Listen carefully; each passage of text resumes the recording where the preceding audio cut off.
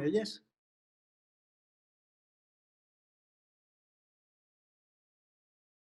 La inteligencia artificial aplicada en el problema actual del COVID, pues admite un montón de variaciones de aplicación. Por ejemplo, la inteligencia artificial la puedes aplicar en los modelos de propagación de la enfermedad. Ahora mismo existen unos modelos epidemiológicos que se basan en una serie de supuestos. Pues con estos métodos de inteligencia artificial podría aumentar la eficiencia de estos métodos epidemiológicos. Por otra parte, por ejemplo, la generación de nuevos fármacos. DeepMind, que es una de las compañías, digamos, top de inteligencia artificial a nivel mundial, está probando diferentes tipos de moléculas para ver, digamos, su fiabilidad como uso de fármacos. Pues también están utilizando técnicas de inteligencia artificial. A nivel, por ejemplo, de predicción de mortalidad, es decir, cuando entra un paciente por la puerta de urgencias con COVID con unas determinadas características, ¿qué probabilidad hay que ese paciente sufra problemas graves con el COVID y que tenga que acabar, por ejemplo, en una UCI? Por ejemplo, a nivel de predicción de fake news sobre COVID que se están lanzando en las redes sociales.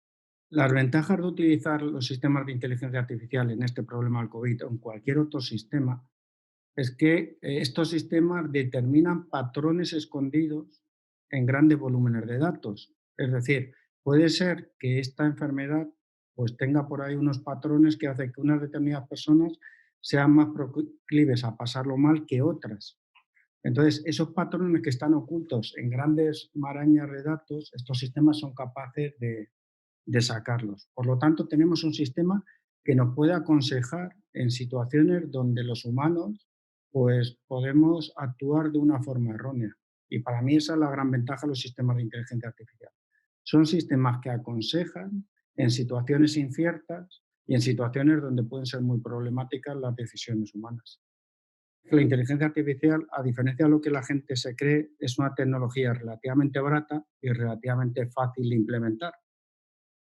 Pero el problema, bajo mi punto de vista, y que se está viendo en estos días del COVID, es tener unos datos en una suficiente cantidad y una suficiente calidad, aparte de tenerlos centralizados y que todo el mundo, digamos, pudiera disponer de esos datos.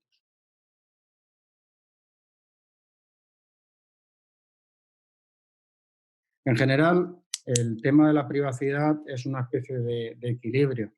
Si queremos tener buenos sistemas predictores de todo lo que he comentado anteriormente, necesitamos grandes cantidades de datos. Si acotamos esos datos por el tema de privacidad, esos sistemas predictores ni serán tan buenos ni se podrán aplicar. Entonces, yo soy de la opinión que llegan determinadas situaciones en las cuales igual es necesario bajar un poco el umbral de la privacidad y subir el umbral de la necesidad, como en este caso.